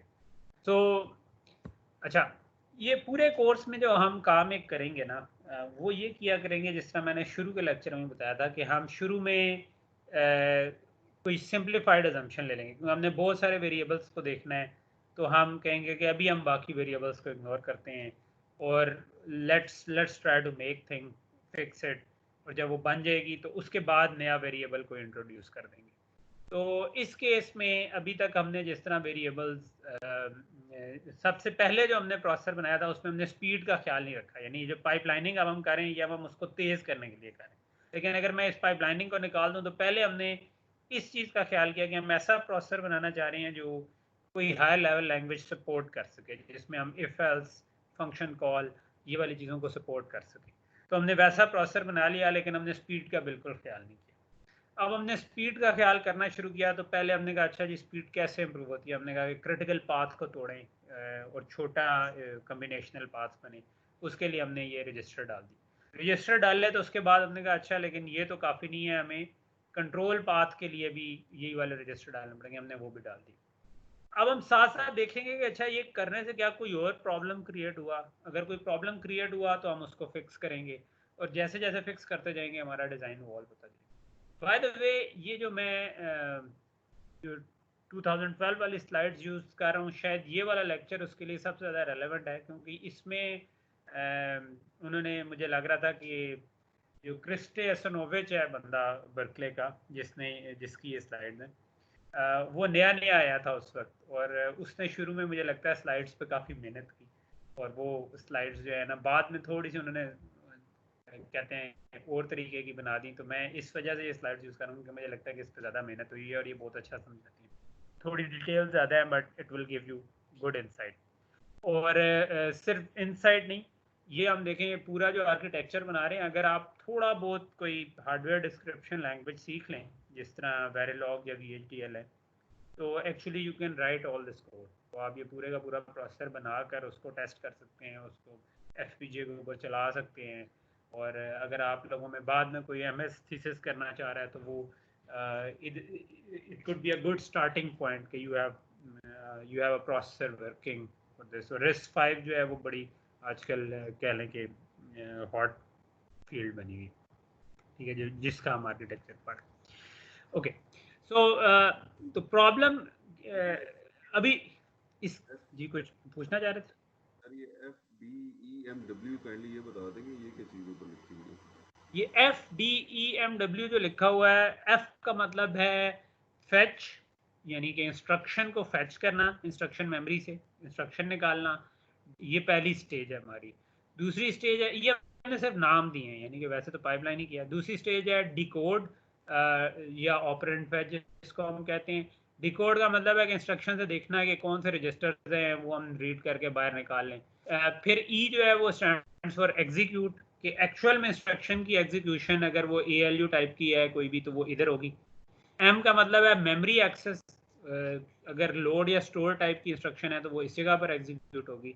और W का मतलब है राइट बैक, कि अगर ALU थी या लोड थी, दोनों केसेस में जो रिजल्ट था वो आपने रजिस्टर पे वापस लिखवाना था, तो W का मतलब है राइट बैक। ओके, तो ये हमारा आर्किटेक्चर बन गया पाइपलाइनिंग का, ठीक है। लेकिन मसला अभी हम देखेंगे कि ये काफ़ी नहीं है, अभी इसमें भी मसले पैदा होते हैं। जब हम पाइपलाइन करते हैं तो उससे क्या मसले पैदा होते हैं, तो उनको हम कहते हैं, वो 2-3 किस्म के हम उन्हें कहते हैं पाइपलाइन हैजर्ड्स के, पाइपलाइन की प्रॉब्लम क्या है। कुछ स्ट्रक्चरल हैजर्ड्स होते हैं, कुछ डाटा हैजर्ड्स होते हैं, और कुछ कंट्रोल हैजर्ड्स होते हैं। स्ट्रक्चरल हैजर्ड ये होते हैं कि जो आपकी कोई इंस्ट्रक्शन है उसको कोई ऐसा रिसोर्स चाहिए हो जो कि किसी और इंस्ट्रक्शन को भी चाहिए, लेकिन रिसोर्स एक ही है, ठीक है। तो अगर एक ही रिसोर्स है जो दो इंस्ट्रक्शन को चाहिए एक ही वक्त में, तो फिर आप उनको दोनों को तो नहीं दे सकते, किसी एक को देंगे। तो this is called a structural hazard. अभी जो हम प्रोसेसर डिज़ाइन कर रहे हैं इसमें उस तरह का नहीं है हैजर्ड, लेकिन कई उसकी एक वजह यह है कि मतलब फॉर एग्जांपल एक स्ट्रक्चरल हैजर्ड है, क्यों नहीं है, वो इस वजह से नहीं है कि हमने इंस्ट्रक्शन मेमोरी अलग लगाई हुई है और डाटा मेमोरी अलग लगाई हुई है। अगर ये कंबाइंड मेमोरी होती तो फिर हमने इंस्ट्रक्शन फैच करने के लिए भी इसी को यूज़ करना था और लोड और स्टोर के लिए भी इसी को यूज़ करना था। अगर इसकी एक ही रीड राइट पोर्ट होती तो या तो हम उससे इंस्ट्रक्शन फैच कर सकते थे या उस पर लिखवा सकते थे। तो इसका मतलब है कि जब भी लोड या स्टोर की इंस्ट्रक्शन आनी थी तो हम कहते हैं कि यार इंस्ट्रक्शन फैच को एक साइकिल के लिए रोको और इस साइकिल में हम लोड कर लें, ठीक है, या इस साइकिल में हम स्टोर कर लें और उससे अगले साइकिल से दोबारा इंस्ट्रक्शन फैच करना शुरू कर लें। तो क्योंकि हमने ये ऑलरेडी दो पैरेलल में लगाई हुई हैं, इसलिए हमारा ये वाला स्ट्रक्चरल हैजर्ड नहीं है, ठीक है। सो इसी तरह पाइपलाइन करते हुए क्योंकि हमने सबको एक जितना डिले कर दिया तो हमारे पास इस किस्म का भी नहीं आया कि दो इंस्ट्रक्शंस का result at the same time लिखा जाए रजिस्टर फाइल में। ये भी एक स्ट्रक्चरल हैजर्ड होता अगर दो इंस्ट्रक्शन एक वक्त में, अगर इंस्ट्रक्शंस की का टाइम बराबर ना होता एग्जीक्यूट होने का, तो तब आपको ये मसला आना था कि अच्छा रजिस्टर की राइट पोर्ट एक ही है तो इस इंस्ट्रक्शन का रिजल्ट भी आ गया, दूसरी का भी आ गया, अब क्या करें, तो वो फिर एक स्ट्रक्चरल हैजर्ड है। तो इन शॉर्ट जो हम अभी सिंपल प्रोसेसर डिज़ाइन कर रहे हैं इस पर भी फिलहाल स्ट्रक्चरल हैजर्ड नहीं है, लेकिन हम जब आगे कॉम्प्लेक्स पाइपलाइंस पढ़ेंगे तो स्ट्रक्चरल हैजर्ड रीसर्फेस होंगे। तो यू शुड नो इट कि होता क्या है। होता ये है कि आपका किसी भी रिसोर्स को एक वक्त में एक से ज़्यादा लोग यूज़ कर रहे हो जबकि वो यूज़ ना हो सकता हो, तो हम उसको स्ट्रक्चरल हैजर्ड कहते हैं। दूसरे होते हैं डाटा हैजर्ड और तीसरा होता है कंट्रोल हैजर्ड। डाटा हैजर्ड क्या होते हैं? डाटा हैजर्ड ये होता है कि जब आपकी कोई इंस्ट्रक्शन पिछली इंस्ट्रक्शन पर डिपेंड कर रही हो, जब भी आप कुछ ऐसा डिपेंड कर रही हो तो इसका मतलब है कि आप वहाँ पर पाइपलाइनिंग की वजह से हैजर्ड आ सकता है। फॉर एग्जांपल मैं इसकी अगली स्लाइड पे ले जाता हूँ। फॉर एग्जांपल ये हमारा एक डाटा हैजर्ड की एग्जांपल है, ठीक है। तीसरा कंट्रोल हैजर्ड है वो मैं बाद में बताता हूँ। आप जस्ट अभी तीन नाम ज़हन में रख लें कि एक स्ट्रक्चरल था, एक डाटा था, एक कंट्रोल था। स्ट्रक्चरल मैंने समझा दिया, डाटा मैं समझा रहा हूँ, कंट्रोल मैं इसके बाद समझा दूंगा ताकि आपकी वो भी चीज़। तो डाटा हैजर्ड क्या चीज़ है? अब लेट्स से कि ये दो इंस्ट्रक्शंस थी। ऐड की इंस्ट्रक्शन थी जो कह रही थी रजिस्टर 0 में 10 ऐड करके एक्स रजिस्टर 1 में लिखवा दे, और अगली इंस्ट्रक्शन थी वो कह रही थी कि रजिस्टर 1 में 17 ऐड करके रजिस्टर 4 पे लिखवा दे। अब मसला क्या है? मसला ये है कि जब सिंगल साइकिल प्रोसेसर हमने पिछला बनाया था जिसमें पाइपलाइन नहीं किया था तब तो कोई मसला नहीं था, ये चल जाना था। अब हमने ये किया हुआ है कि हमारा एक साइकिल में इंस्ट्रक्शन फैच हो रही है, फिर डिकोड हो रही है, फिर एग्जीक्यूट, फिर मेमोरी एक्सेस, फिर राइट बैक। इसका मतलब है कि जो पहली इंस्ट्रक्शन जब चलना शुरू होगी तो x0 और 10 इस जगह पर लिखे जाएंगे। x0 के अंदर जो भी वैल्यू थी और ये इमीडिएट वैल्यू 10 इधर आएगी। फिर हम इन दोनों को ऐड करेंगे, इधर रिजल्ट आएगा। फिर अगली एक मेमोरी एक्सेस की स्टेज आएगी और उससे अगले साइकिल में इसका रिजल्ट राइट बैक हो जाएगा। लेकिन जब हम इधर एग्जीक्यूट स्टेज में थे उस वक्त उससे अगली इंस्ट्रक्शन तो फैच हो चुकी थी तो वो डिकोड हो रही होगी। तो हम जो x1 की वैल्यू इस जगह से पढ़ेंगे वो एक्चुअली ये वाली वैल्यू नहीं होगी बल्कि पुरानी वैल्यू आ जाएगी। ये बात समझ आ रही? क्योंकि अभी हमने ये वाली जो पहली वाली इंस्ट्रक्शन थी वो तो एग्जीक्यूट स्टेज पे थी, उसका रिजल्ट तो इस जगह पर लिखा गया था रजिस्टर फाइल में, तो वापस राइट बैक स्टेज तक तो हम पहुंचे ही नहीं थे। तो इसका मतलब है कि x1, जी मैंने कहा सीक्वेंस में ये दोनों इंस्ट्रक्शन आई, पहली इंस्ट्रक्शन फैच हुई, x0 और x10 इस जगह पर आ गया, ठीक है, x0 और 10 फिक्स वैल्यू 10 और x0 की जो भी वैल्यू थी उसमें, ठीक है, तो 0 वैल्यू होगी, हमने ये अज्यूम किया हुआ कि प्रोसेसर के रजिस्टर 0 पर 0 पड़ा हुआ, तो 0 प्लस 10 यानी हम x1 में 10 स्टोर करना चाह रहे थे, तो ये अगले साइकिल में हम इन दोनों को ऐड करेंगे। अच्छा, इसका रिजल्ट लिखा कब जाएगा? एग्जीक्यूट, मेमोरी एक्सेस और राइट बैक वाली स्टेज में लिखा जाएगा, लेकिन इन पैरेलल हमने इसको तेज करने के लिए ये किया कि उससे अगली वाली इंस्ट्रक्शन जो है वो फैच हो जाए और डिकोड हो जाए। तो जब ये वाली इंस्ट्रक्शन में हम 0 और 10 को ऐड कर रहे थे इस जगह पर, तो उससे अगली वाली इंस्ट्रक्शन के लिए x1 और 17 जो थे वो यहाँ पर लोड हो रहे थे, तो हम x1 की वैल्यू जो भी थी वो इस जगह पर लोड कर लेंगे और इस जगह पर 17 लोड कर लेंगे। लेकिन अगर हमने इस तरह सीरीज में इंस्ट्रक्शन लिखी है तो लिखने वाले का मकसद तो ये था कि x1 जब इस जगह पे पहुंचे तो उसमें x0 प्लस 10 स्टोर हुआ हो, ना कि x1 की पुरानी वैल्यू। लेकिन जब हम इधर लोड कर रहे हैं उस वक्त तक तो ये पॉसिबल ही नहीं है कि पिछली वाली इंस्ट्रक्शन का रिजल्ट लिखा हो, क्योंकि पिछली वाली इंस्ट्रक्शन तो ALU स्टेज पे है, वो राइट बैक स्टेज पर तो अभी आई ही नहीं, ठीक है। तो हमारे पास क्योंकि वो अभी आई नहीं, तो इसका मतलब है x1 की जो भी पुरानी वैल्यू पड़ी थी हमने वो उठा ली, और वो वाली वैल्यू जो थी वो करेक्ट नहीं होगी, वो इस प्रोग्राम के हिसाब से करेक्ट नहीं बनेगी। तो इसका मतलब क्या हुआ कि हमें इन बेसिकली जो x1 की वैल्यू है वो इधर से वापस तो आ नहीं सकती, तो बेसिकली जो x1 की वैल्यू जिसको आपने x4 में ऐड करना था वो गलत वैल्यू इस जगह पर लोड देगी। तो x1 की वैल्यू स्टेल है, यानी कि पुरानी वैल्यू है, जो कि गलत वैल्यू, ठीक है। तो this is called data hazard. ये इसको हम डिपेंडेंस भी कहते हैं कि दो इंस्ट्रक्शन एक दूसरे पर असल में डिपेंड करेंगी, पिछली वाली इंस्ट्रक्शन का रिजल्ट अगली वाली इंस्ट्रक्शन को चाहिए था, ठीक है। तो और पिछली वाली का रिजल्ट जो है वो राइट बैक स्टेज से पहले लिखा नहीं गया, तो इसका मतलब है कि हमने उस रिजल्ट को गलत स्टोर कर लिया, गलत स्टोर नहीं कर लिया, गलत उठा लिया। स्टोर वो बाद में हो जाएगा, लेकिन उस वक्त तक अगली इंस्ट्रक्शन भी एग्जीक्यूट हो चुकी होगी गलत डाटा। तो ये कहलाता है डिपेंडेंस। तो ये एक प्रॉब्लम हुआ कि हमने क्लॉक तो तेज कर लिया लेकिन डिपेंडेंस के मसाइल शुरू हो गए, ठीक है। अब इसको कैसे हल करें, ठीक है। तो इसको हल करने के हम दो तरीके पढ़ेंगे, उनमें से पहला तरीका कहलाता है इंटरलॉक्स, और इंटरलॉक या बात का हम इसको स्टॉल भी कहते हैं। इंटरलॉक क्या चीज़ है कि भाई आप इंतज़ार कर लें, यानी कि जिस वक्त आपने अगर तो ऐसी कोई डिपेंडेंस नहीं आती तो चलते रहे, ठीक है, इंस्ट्रक्शंस पैरेलल में तेज तेज चलती रहेंगी।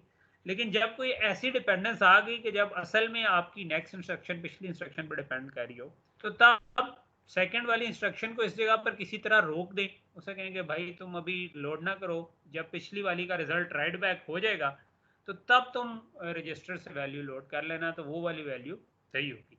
तो हम इस जगह पर किसी तरह डिले डाल दें, रोक दें किसी तरह, इसको हम कहते हैं इंटरलॉक या स्टॉल के, रोक दें किसी तरह। तो इसका मतलब है कि इस तरह अगर चलाने की कोशिश करें तो ये ठीक नहीं चलेगा, इसको हमें किसी तरह इम्प्रूव करने की जरूरत है। इम्प्रूव कैसे करें? इंटरलॉक्स डालें। इंटरलॉक्स का मतलब है कि मुझे अगली स्टेज को पिछली स्टेज को फीडबैक देना पड़ेगा कि मैं किस रजिस्टर पर लिखवा रहा हूँ, और पिछली वाली स्टेज जो है वो देखेगी कि अच्छा यार अगर मैं उसी रजिस्टर से पढ़ना चाह रहा हूँ वैल्यू, तो मुझे रुक जाना चाहिए। तो ये हर स्टेज को पिछली स्टेज को फीडबैक देना पड़ेगा, और ये सिर्फ आपको इमीडिएट पिछली स्टेज को नहीं देना पड़ेगा, ये आपको कह लें कि अगर 2 स्टेज बाद भी है, यानी कि बिल्कुल एक इंस्ट्रक्शन छोड़कर भी आ गया था, तो जो मेमोरी वाली स्टेज पर पड़ी हुई है वो अगर उस रजिस्टर पर लिखवा रही थी, आपको फिर भी इंतजार करना चाहिए कि राइट बैक हो जाए, या राइट बैक स्टेज से कोई आ रही थी तो तब भी इंतजार करना चाहिए। तो you need to wait in the decode stage के आपका अगला जो इंस्ट्रक्शन है उसके ऑपरेंड उस वक्त तक लोड ना हो जब तक कोई भी ऐसी इंस्ट्रक्शन जो उस रजिस्टर पर लिखवा रही थी वो पेंडिंग ना हो। अगर कोई भी ऐसी इंस्ट्रक्शन नहीं है तो ठीक है, फिर चलते रहें। लेकिन अगर कोई ऐसी इंस्ट्रक्शन है जो कि उस रजिस्टर पर लिखवा रही थी जिसको पढ़ के मैंने अपना काम करना है, ऐड या सब्ट्रैक्ट जो भी करना है मैंने, तो तब मुझे इंतज़ार करने की ज़रूरत है। तो इसको हम कहते हैं स्टॉल, ठीक है। सो स्टॉल कैसे काम करेगा? तो अब स्टॉल के लिए आपको रोकना पड़ेगा किसी तरह, ठीक है। अब क्वेश्चन ये है कि प्रोसेसर को कैसे रोकें। अच्छा, प्रोसेसर को रोकने के लिए इसका मतलब है कि अब ये जो वाली 2 इंस्ट्रक्शंस अगर थी, इसका मतलब है कि अगली इंस्ट्रक्शन जो है उसको तो 3 साइकिल लगेंगे, वो पहले एग्जीक्यूट में, फिर वो मेमोरी एक्सेस होगी, फिर वो राइट बैक होगी, उसके बाद मेरा डिकोड चलना चाहिए। तो इसका मतलब मुझे 3 साइकिल के लिए किसी तरह प्रोसेसर की कोई अगली इंस्ट्रक्शन नहीं आनी चाहिए, और जो करंट इंस्ट्रक्शन है उसको भी आगे एग्जीक्यूट नहीं होना चाहिए। तो अब वो जो एग्जीक्यूशन से रोकना है उसका एक तरीका तो ये है कि ये दोनों जो रजिस्टर है ना, मैंने जब रजिस्टर्स आपको बताया था तो उसमें हमने कहा था कि उसका एक इनेबल का सिग्नल होता है कि रजिस्टर कब नई वैल्यू स्टोर करेगा। तो अगर मैं उसको लो कर दूं तो ये दोनों रजिस्टर जो हैं ये नई वैल्यू नहीं उठाएंगे, प्रोग्राम काउंटर भी उसी जगह पर रुक जाएगा, इंस्ट्रक्शन रजिस्टर भी उसी जगह पर रुक जाएगा। तो हमने इसको तो स्टॉल कर दिया, रोक दिया उसी जगह पर। लेकिन मसला ये है कि आगे वाली स्टेजेस जो है उन पे तो डाटा जा रहा है, यानी करंट इंस्ट्रक्शन, इससे ऑनवर्ड जो इंस्ट्रक्शन थी इसको हम एग्जीक्यूट होने देंगे, क्योंकि ऑब्वियसली ये इंस्ट्रक्शन चलेगी, राइट बैक पे पहुंचेगी, तब भी काम हमारा बनेगा और हम अगली इंस्ट्रक्शन चला सकते हैं। तो हम इन दोनों को तो स्टॉल कर देते हैं, लेकिन इसको चलने देते हैं। अच्छा, लेकिन अब इसको चलने देते हैं तो इससे अगले साइकिल में जो अगली इंस्ट्रक्शन आएगी वो कोई गार्बेज वैल्यू होगी, तो वो गलत एग्जीक्यूशन हो जाएगी, और उस गलत एग्जीक्यूशन को मुझे किसी तरह रोकना है। तो उसको रोकने के लिए हम एक चीज कहते हैं बबल या नो ऑप, वो हम इस जगह पे इंसर्ट कर देते हैं। बबल या नो ऑप का क्या मतलब है? बबल या नो ऑप का मतलब ये है कि आप बजाय ये वाली इंस्ट्रक्शन चलाने के, आप इधर कोई ऐसी इंस्ट्रक्शन चला देते हैं जो कि कोई मीनिंगफुल काम नहीं करी। RISC-V के कॉन्टेक्स्ट में अगर कोई भी इंस्ट्रक्शन रजिस्टर 0 पर लिखवाती है तो इसका मतलब है कि वो एज सच कोई काम नहीं करी, ठीक है, क्योंकि रजिस्टर 0 जो है वो हमने अज्यूम किया था कि 0 है, ठीक है। तो फॉर एग्जांपल अगर मैं एक इंस्ट्रक्शन डाल देता हूँ, लेट्स से कि ऐड इमीडिएट, लेट्स से, और x0 0, ठीक है।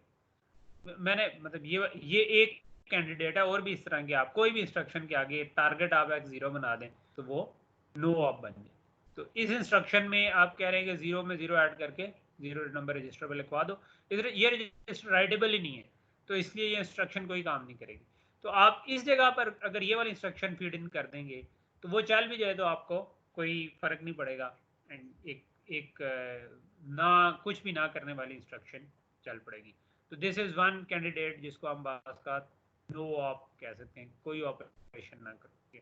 तो नो ऑप का एक कैंडिडेट ये है कि मैं ये वाली इंस्ट्रक्शन का जो भी बाइनरी बनती है वो इस जगह पर लोड कर, ठीक है। तो अब मुझे रोकना है कि क्या तरीका करना पड़ेगा कि मैं इन दोनों को फ्रीज कर दूं, यानी कि इनेबल इसका 0 कर दूं, और इस जगह पर मैं नो ऑप इंस्ट्रक्शन डाल दूं कोई भी, जो कि जिसमें से एक मैंने आपको बता दी, लेकिन ज़रूरी नहीं आप ये डालें, आपको कोई और पसंद है तो आप कोई और भी डाल सकते हैं, ठीक है। तो ये आपका इसका, और ये उस वक्त तक मैं रोके रखूं जिस वक्त तक ये रिजल्ट x1 रजिस्टर पर लिखा जाता नहीं है। जब लिखा जाएगा उससे फौरन अगले साइकिल में मैं अगली इंस्ट्रक्शन को डिकोड कर सकता हूँ कि ठीक है अब x1 की नई वैल्यू उठा। अस्सलाम वालेकुम सर। जी सर जी वालेकुम सर, ये आप कर्सर का कलर चेंज कर सकते हैं? हमें समझ नहीं आ रहा कि आपका कर्सर मतलब आप कौन सी चीज़ बता रहे हैं, मिक्स हो रहा है, मतलब वाइट है ना कर्सर, तो पता नहीं चलता कि ये कौन सा पॉइंट पढ़ रहे हैं।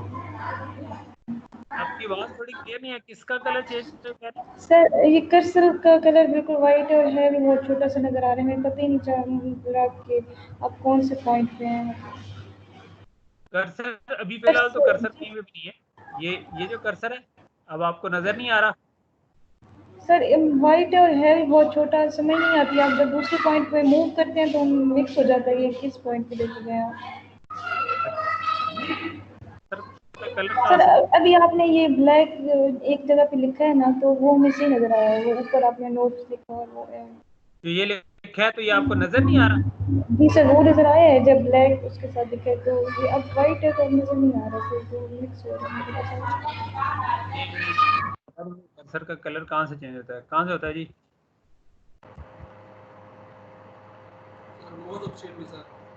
हाँ कर्सर का तो पता नहीं है क्योंकि ये कभी किए नहीं चेंज। कर्सर थिकनेस, चले मैं कोई सर्च करता हूँ सर माउस में जाके सर। हाँ वो मैंने सर्च किया है, उसने कुछ निकाला तो है। वाइट के बजाय ब्लैक इसमें माउस टिके हैं और वहाँ पे जाके इसके कलर हो जाता है। ठीक है, पॉइंटर साइज भी थोड़ा बढ़ा देता हूँ।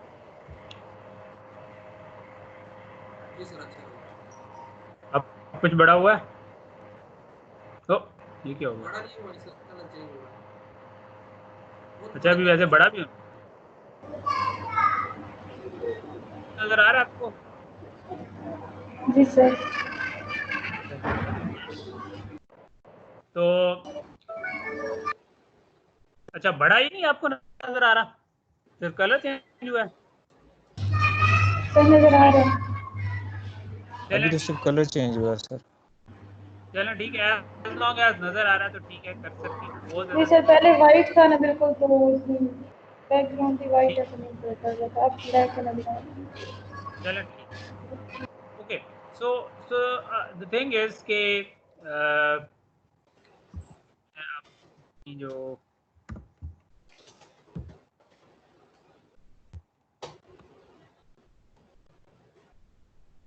अच्छा चलें एनीवे, ये तो अब उसका पार्ट बन गया।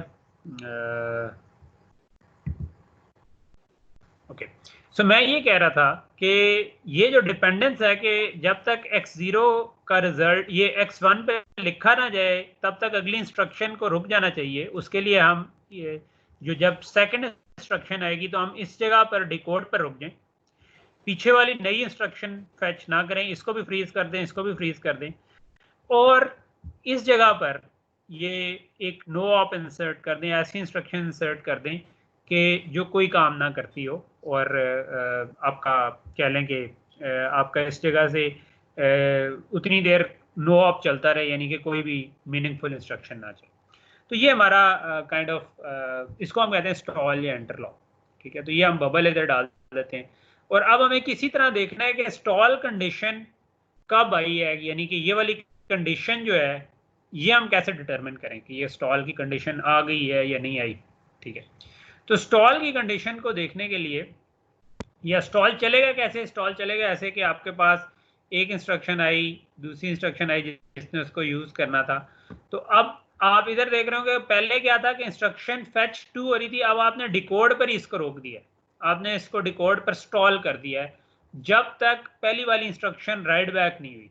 ये पहली वाली इंस्ट्रक्शन राइट बैक हुई है तो अब यहां से आपने इससे अगले साइकिल से डिकोड को चलाना शुरू कर दिया है, यानी कि जब पहली इंस्ट्रक्शन ने x1 पे अपना रिजल्ट लिखवा दिया तो उसके बाद हमने स्टॉल कंडीशन खत्म की और हमने कहा कि अच्छा अब आप रजिस्टर से उठाएंगे तो x1 की आपको ठीक वैल्यू मिलेगी, और वहां से फिर हम तो आगे कोई इंस्ट्रक्शन चली नहीं। तो ये जो 3 साइकिल थे ये हमारे ज़ाया हो गए, लेकिन हमारा रिजल्ट ठीक हो गया।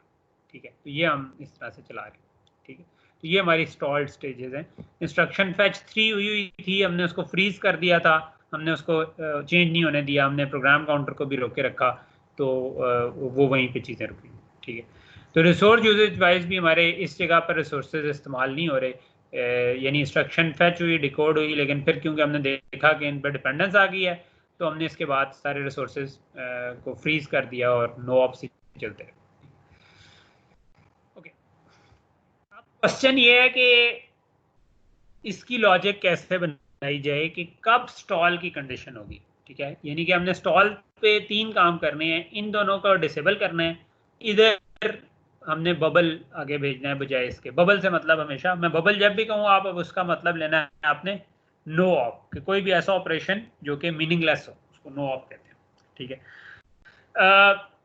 तो अब इसकी क्या कंडीशन होगी, कब हमें रोकना है कब नहीं रोकना। ठीक है, तो जो अभी हम कंडीशन देख रहे थे, अगर मैं इसको ब्रॉडली देखूं तो जो अंडरलाइंग प्रिंसिपल अगर हमें समझ आ जाए ना तो लॉजिक हमें ज़रा अच्छी समझ आ जाएगी। अगर हम सिर्फ लॉजिक डिज़ाइन पे जाएं तो हो सकता है कि आप बहुत सारे ये जो सर्किट की चीज़ें देख के कंफ्यूज हो जाए।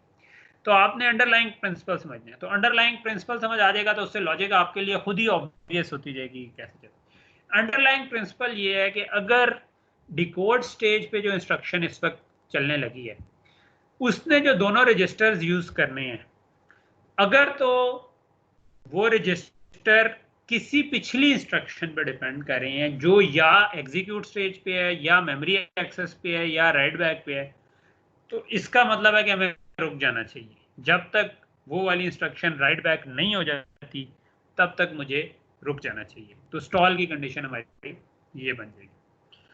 तो अब उसको कैसे करें? उसके लिए हम चेक क्या करेंगे कि हम बेसिकली चेक इंस्ट्रक्शन के अंदर कैसे पता चलता है कि कोई रजिस्टर किसी पे डिपेंड कर रहा है, कि यानी कि एक इंस्ट्रक्शन की ने जिस पे लिखवाना था रजिस्टर पे, वो किसी और इंस्ट्रक्शन ने जहाँ से रीड करना था उस पर डिपेंड कर रही है कि नहीं। तो इंस्ट्रक्शन के अंदर हमने फील्ड बनाई हुई थी, RD थी डेस्टिनेशन वाली जो राइट बैक के लिए यूज हो रही थी, RS थी जो सोर्स वाली फील्ड थी जो हम रजिस्टर से रीड कर रहे थे। ये जो हमें इस जगह पर नजर आ रहा है RS1 RS2, तो ये वही इंस्ट्रक्शन के जो RS1 और RS2 की जगह थी, ये वो थी। और ये जो W एड्रेस बन रहा है ये आपकी इस जगह से वो जो RD वाली फील्ड आ रही थी ये उससे बन रहा है, ठीक है, कि डेस्टिनेशन के लिखवाना कहाँ पर है, ठीक है।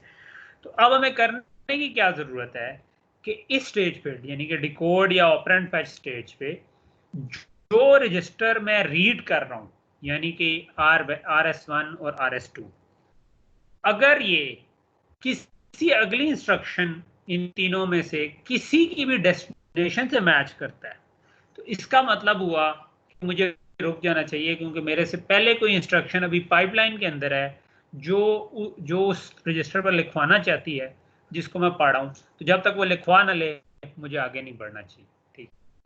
तो ये मेन प्रिंसिपल है।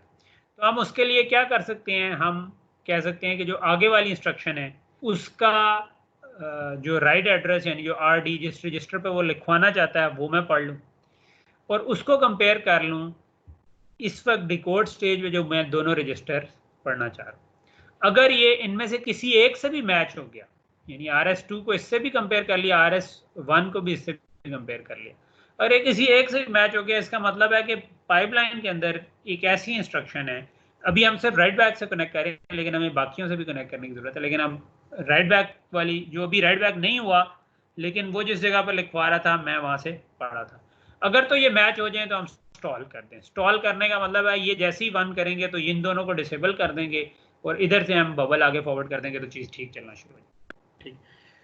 तो पहली तो ये चीज़ थी कि हमने ये देखना, लेकिन ये हमने सिर्फ इसके लिए नहीं देखना, हमें ये तो हम राइट बैक की आउटपुट देख रहे हैं, हमें ये बाकियों के लिए भी देखना है। और दूसरी एक और इम्पॉर्टेंट चीज़ ये है कि हर इंस्ट्रक्शन एक तरह की नहीं होती। फॉर एग्जाम्पल हो सकता है कि यहाँ पर जो इंस्ट्रक्शन डिकोड पे हो वो ऐड की हो, तब तो आपने वाकई RS1 और RS2 को देखना है। अगर वो ऐड इमीडिएट है तो एक वैल्यू हमने रजिस्टर से पढ़नी थी, दूसरी तो इमीडिएट वैल्यू आ रही थी, तो RS2 बेशक डिपेंड करता हो, वी डोंट केयर, ठीक है, बिकॉज RS2 मैंने यूज ही नहीं करना था इस केस में। तो हर इंस्ट्रक्शन में दोनों को कंपेयर करने की जरूरत नहीं, तो हमें कुछ ये भी चेक लगाने की जरूरत है कि क्या वाकई जो इंस्ट्रक्शन इस वक्त डिकोड पे आई है वो इस रजिस्टर्स को रीड करती भी है कि नहीं। हो सकता है कि जम की इंस्ट्रक्शन आई हो तो जम की तो RS1 को भी नहीं रीड करती और RS2 को भी नहीं रीड करती, तो हमें ये भी चेक किसी तरह रखना है, ठीक है।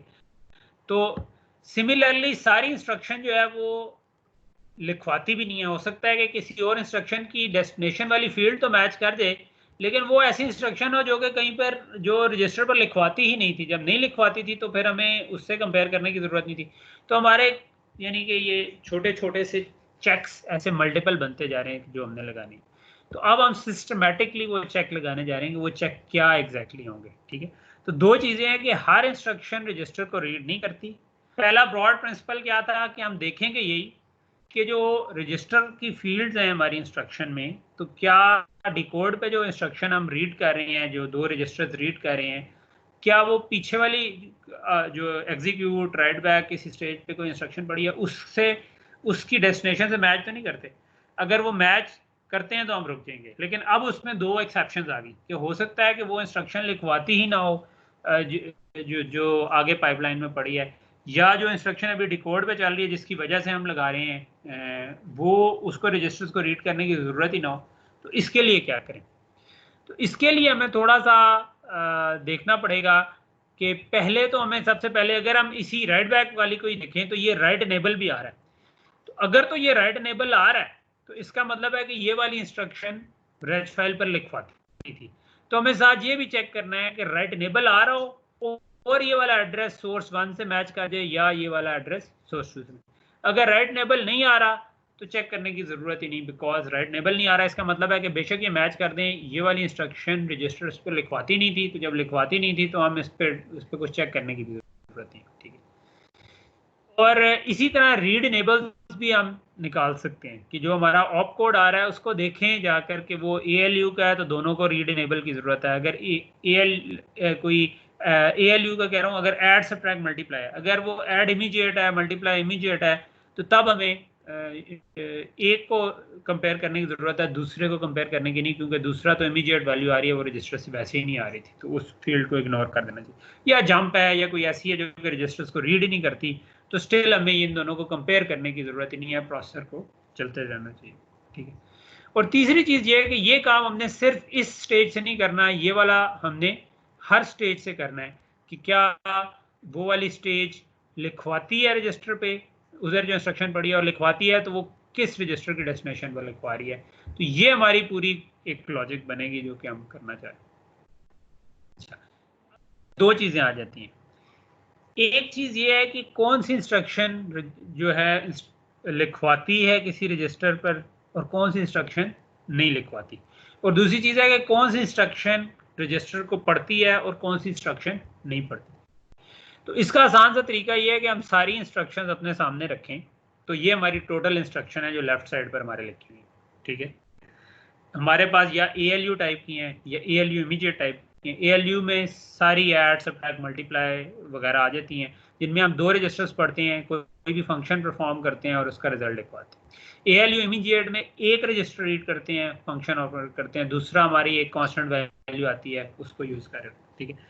तो हम इसके हिसाब से टेबल बना लें कि कौन सी इंस्ट्रक्शन कौन कौन से रजिस्टर्स को रीड करती है। तो नॉर्मल ALU की इंस्ट्रक्शन दोनों रजिस्टर्स को यूज़ करती है, यानी कि इस वाले हिस्से पे भी यूज़ कर रही होती है, इस वाली फील्ड को भी यूज़ कर रही होती है, और वो लिखवा भी रही होती है। RD भी उसमें डेस्टिनेशन आपकी RD है। अगर ALU इमीडिएट आ जाए तो ये जो हमारी इमीडिएट टाइप की इंस्ट्रक्शन है, इनमें आप एक रजिस्टर रीड कर रहे होते हैं और अपना रिजल्ट लिखवा भी रहे होते हैं। फिर आपकी लोड वर्ड की इंस्ट्रक्शन आती है, जिसमें मेमोरी का एड्रेस आप रजिस्टर प्लस ऑफसेट से निकालते हैं। तो उसमें भी आप एक रजिस्टर रीड कर रहे होते हैं और एक राइट कर रहे होते हैं। तो RS1 भी यूज़ हो रहा होता है, RD भी यूज़ हो रहा होता है, इसमें भी लोड वाली। स्टोर वाली में आप क्या कर रहे होते हैं कि एक रजिस्टर और फिर दूसरे रजिस्टर से मेमोरी का एड्रेस बना रहे होते हैं कि आप मेमोरी की RS1 प्लस इमीडिएट वैल्यू पे RS2 लिखवा रहे हैं। तो उसका भी उसका ये वाला फॉर्मेट है कि आगे चला गया, ये वाला फॉर्मेट है कि दो रजिस्टर्स रीड कर रहे होते हैं, लेकिन आप रजिस्टर पर नहीं लिखवा रहे होते बल्कि मेमोरी पर लिखवा रहे होते हैं। तो RD की फील्ड जो है वो फिर वैलिड नहीं है, यानी लिखवा नहीं रहे होते हम, लेकिन पढ़ दो रजिस्टर रहे होते हैं।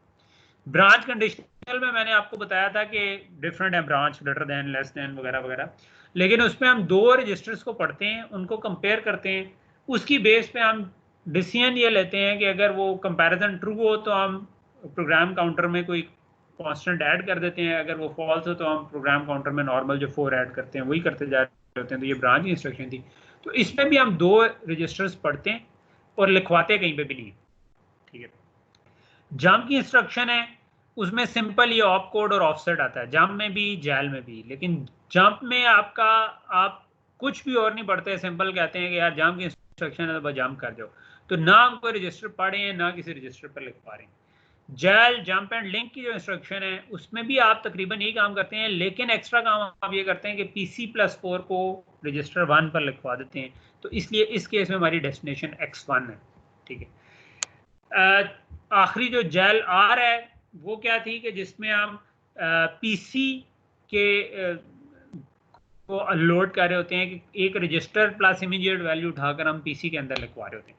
तो ये जो है ये आपके एक सोर्स रजिस्टर को पढ़ भी रही होती है और साथ करंट PC को आप एक डेस्टिनेशन रजिस्टर पर लिखवा रहे होते हैं। तो ये RD पर लिखवा भी रही है और RS1 को पढ़ भी रही है। तो ये जो टेबल है ना, ये टेबल हमें पूरा एक आइडिया दे देता है कि कौन सी इंस्ट्रक्शन में हमारे सोर्सेज हम रीड कर रहे हैं, कौन सी इंस्ट्रक्शन में हम राइट कर रहे हैं, ठीक है। इस टेबल को देखते हुए हम ये कर सकते हैं कि अब आगे अपना जो स्टॉल का सिग्नल है उसको डिराइव कर सकते हैं, ठीक है।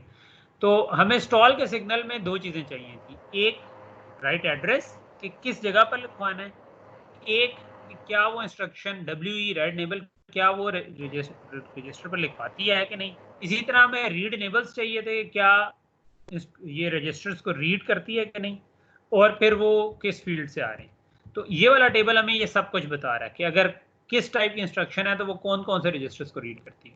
इसकी बेस पर हम ये राइट इनेबल और जो हमारा कि किस जगह पर किस रजिस्टर पर लिखवाना था, ये दो सिग्नल हम बड़े आराम से डेस्टिनेशन के लिए निकाल सकते हैं।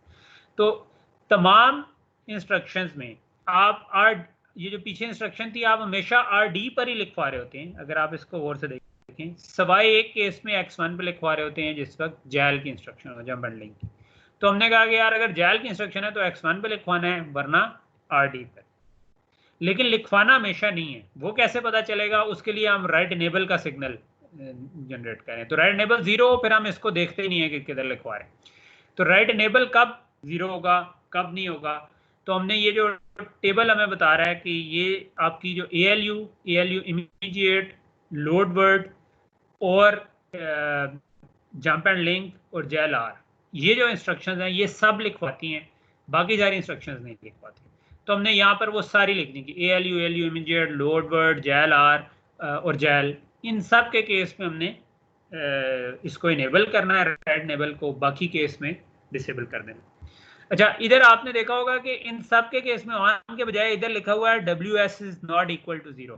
तो WS क्या था कि लिखवा के दे रहे हैं। तो ये इन्होंने कहा कि अगर तो ALU टाइप की इंस्ट्रक्शन है तो जेल ने तो हमेशा X1 में लिखवाना था, लेकिन बाकी जो है अगर वो रजिस्टर 0 पर लिखवा रही हैं तो उसका भी इफेक्टिवली यही मतलब है कि आप नहीं लिखवा रहे। तो अगर आपका रजिस्टर जिस पे आप लिखवाने जा रहे हैं वो 0 है तो इसका मतलब यही है कि आप राइट इनेबल को 0 ही समझें कि आप असल में नहीं लिखवाना चाह रहे, क्योंकि रजिस्टर 0 राइटेबल है ही नहीं, उस पर फिक्स कांस्टेंट 0 हमने रखा हुआ।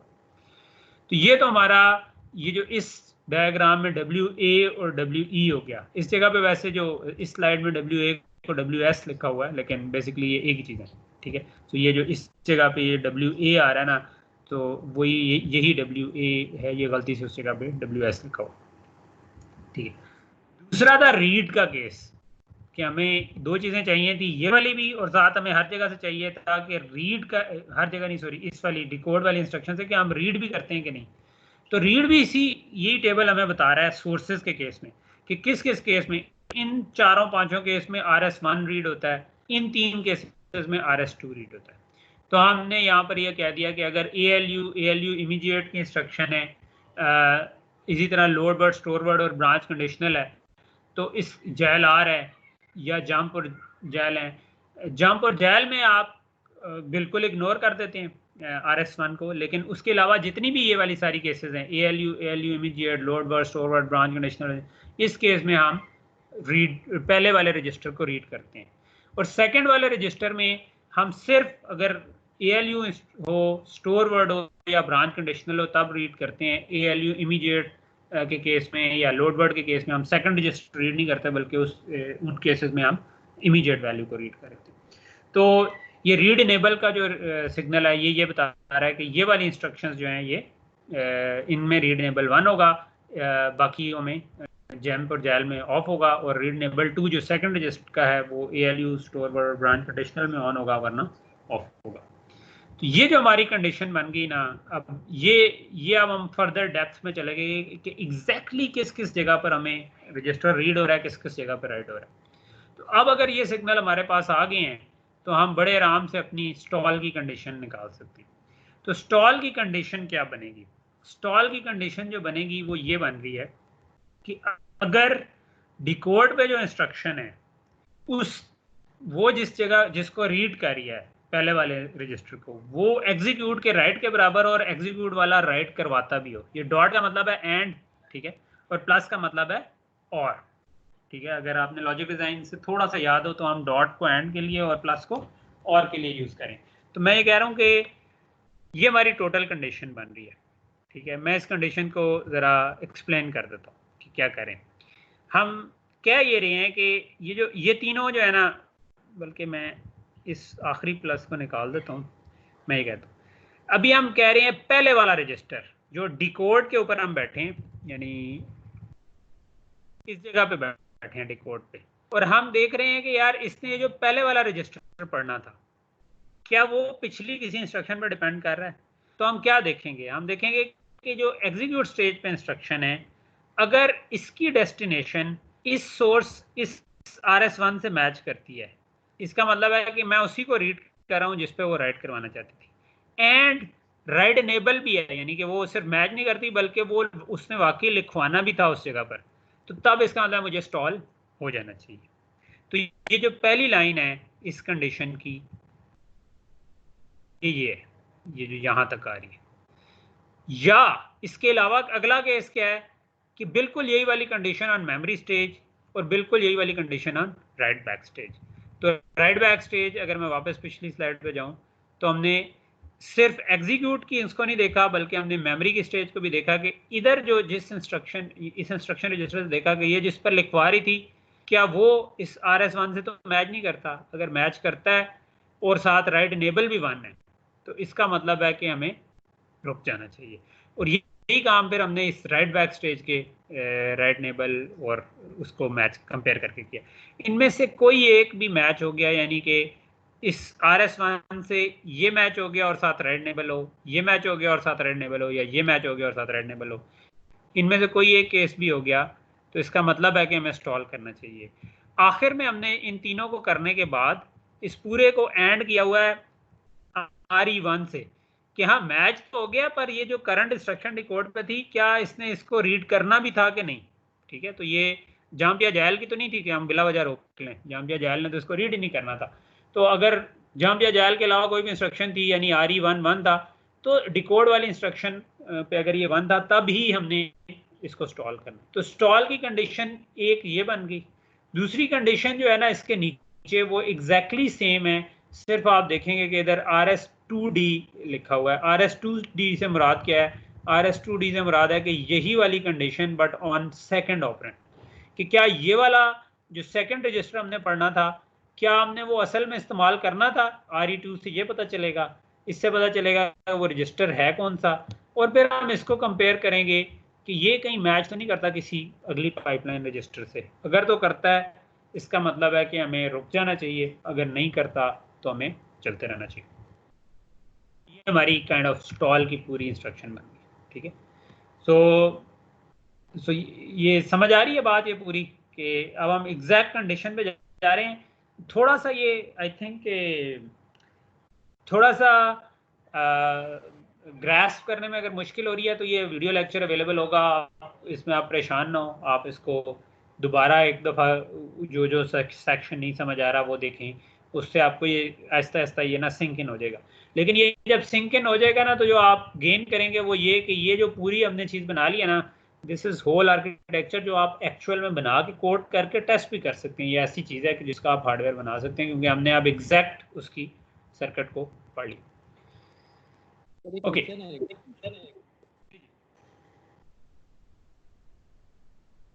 करें जी जी करें क्वेश्चन। अच्छा सर, ये था कि ये तो जो हम कंपेयर कर रहे थे इंस्ट्रक्शंस को कंसेक्टिव इंस्ट्रक्शन जैसे, अभी जबकि हमारे पास जो इंस्ट्रक्शन साइकिल होता है वो तो 5 स्टेजेस का होता है। अगर ये कंसेक्टिव में ना हो और उससे एक यानी कि एक इंस्ट्रक्शन छोड़ के दूसरी इंस्ट्रक्शन में आ जाए तब भी तो इंस्टॉल हो जाएगा। जी, हमने ये जो कंडीशन बनाई है ये सिर्फ एग्जीक्यूट स्टेज और डिकोड के दरमियान नहीं बनाई, हमने डिकोड को एग्जीक्यूट से भी कंपेयर किया है। मेमोरी वाली से जो M लिखा हुआ है ये मेमोरी स्टेज है, ये W जो लिखा हुआ है ये राइट बैक स्टेज है। तो हमने ये जो पिछली डायग्राम थी इसमें हमने उन तीनों स्टेज, क्योंकि हम ये इंप्लीमेंट कर रहे हैं डिकोड स्टेज के ऊपर, क्योंकि इस जगह पर हमने रजिस्टर से रीड करना था और गलती इस जगह पर हो सकती थी। इंस्ट्रक्शन रीड करने में तो गलती नहीं थी, यहाँ पर ही आकर गलती होनी थी। तो यहाँ पर गलती को रोकने के लिए हमें आगे 3 स्टेजेस हैं, मेमोरी एक्सेस और फिर राइट बैक। तो हमने ये तीनों स्टेजेस से उठाया हुआ है, यानी तीनों से इस स्टेज से मैच कर दे, इस स्टेज से मैच कर दे या इस स्टेज से मैच कर दे। ठीक है, तो इनमें से किसी भी स्टेज से मैच कर दें अगर हमारा सोर्स और डेस्टिनेशन, और वाकई वो सोर्स जो है रीड कर रहे हो हम और वो डेस्टिनेशन लिखवा रही हो तो हम रुक जाएंगे। ठीक है, तो हम वो सिर्फ कंसेक्टिव का कार्य होता है तो फिर सिर्फ एग्जीक्यूट स्टेज को देखते। तो हमने एग्जीक्यूट को नहीं देखा बल्कि हमने तीनों अगली स्टेजेस को देख लिया। तो ये वाली कंडीशन जो है ये उस सेंस में कंप्लीट है कि हमने अगली तीनों स्टेजेस को देख लिया।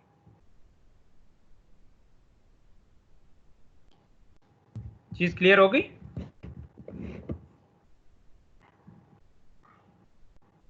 करंट इंस्ट्रक्शंस होते हैं उसको नेक्स्ट 4 इंस्ट्रक्शंस के साथ फिर हम कंपेयर करते हैं, या 3 के साथ सर? 3 के साथ इसलिए क्योंकि हम खुद डिकोड पे देख रहे हैं, इंस्ट्रक्शन फैच स्टेज पे नहीं देख रहे हैं, हम डिकोड स्टेज पे देख रहे हैं। तो डिकोड से आगे 3 स्टेजेस रह जाती हैं, एग्जीक्यूट, मेमोरी एक्सेस और राइट बैक।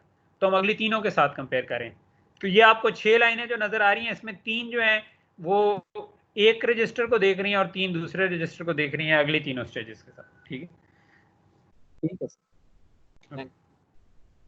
अच्छा, this is not full story because इसमें मजीद भी एक कंडीशन आ सकती है। वो क्या आ सकती है कि जिस तरह अगर मैंने एक x2 को स्टोर किया एक एड्रेस पे और अगली इंस्ट्रक्शन में मैं लोड कर रहा हूँ x4 को, ठीक है, तो अब इसमें क्या मसला आएगा, इसमें अब इसमें कोई भी रजिस्टर मैच नहीं कर रहा। मैं x1+7 मैंने एड्रेस बनाया उधर स्टोर करवा रहा था और जो मैं रीड कर रहा था वो x3+5 था, ये कोई और रजिस्टर था।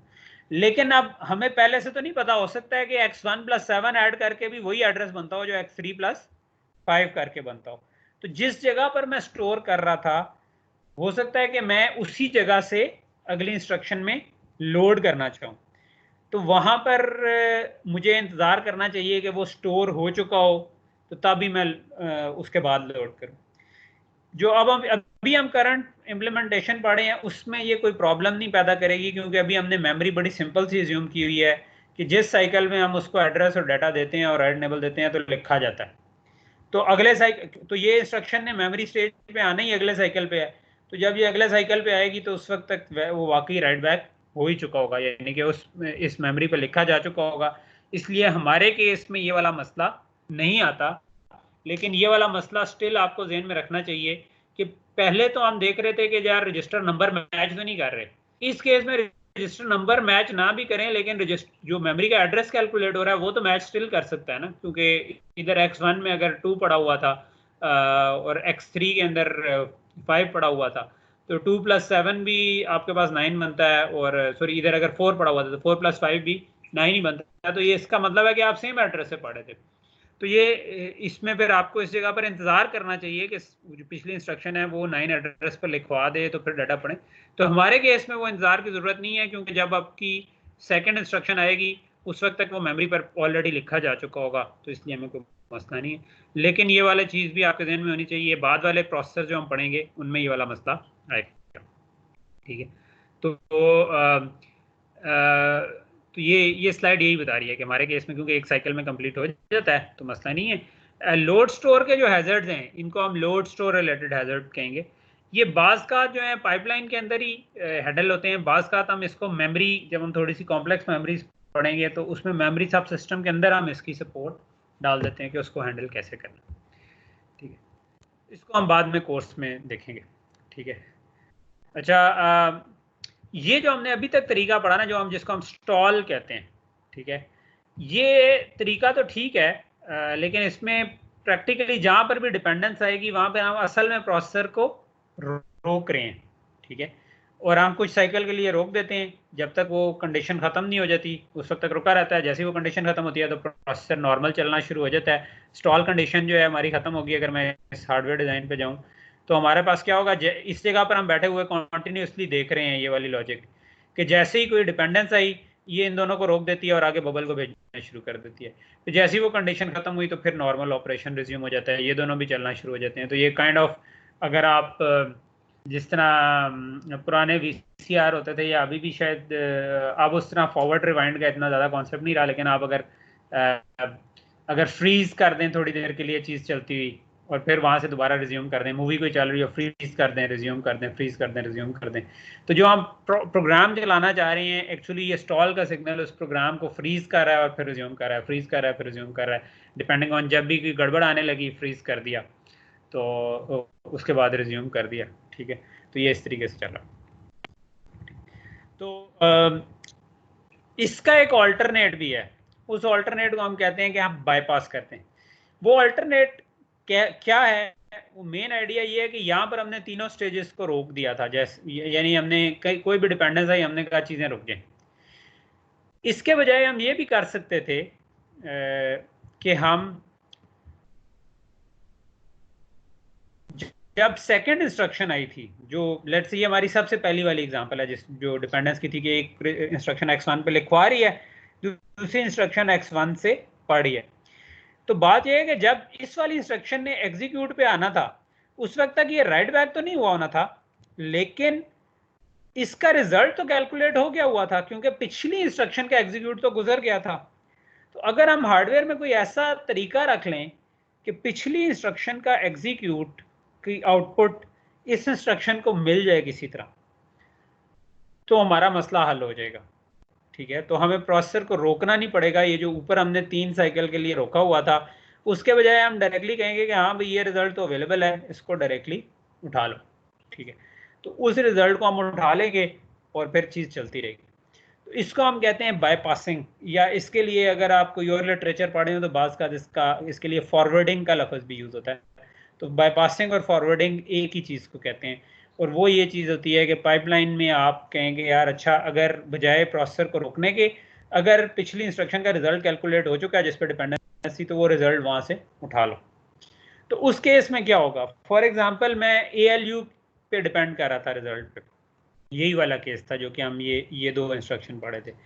तो what I can do is कि मैं एक इधर मार्क्स लगा दूं, ठीक है, और मैं कहूँ कि यार अगर तो ये वाली डिपेंडेंस आ रही है कि मैं इसके रिजल्ट पे डिपेंड कर रहा हूँ, तो मैं बजाय रजिस्टर फाइल से उठाने के जो ALU की आउटपुट होगी वो डायरेक्टली उठा लूँ। तो वो उठा लूँगा तो मेरे पास नई वाली आउटपुट आ जाएगी। तो वो जो x1 की स्टेल वैल्यू आ रही थी उसके बजाय x1 की जो बाद में वैल्यू मैंने लिखवानी ही थी वो मैंने इसी जगह से उठा ली।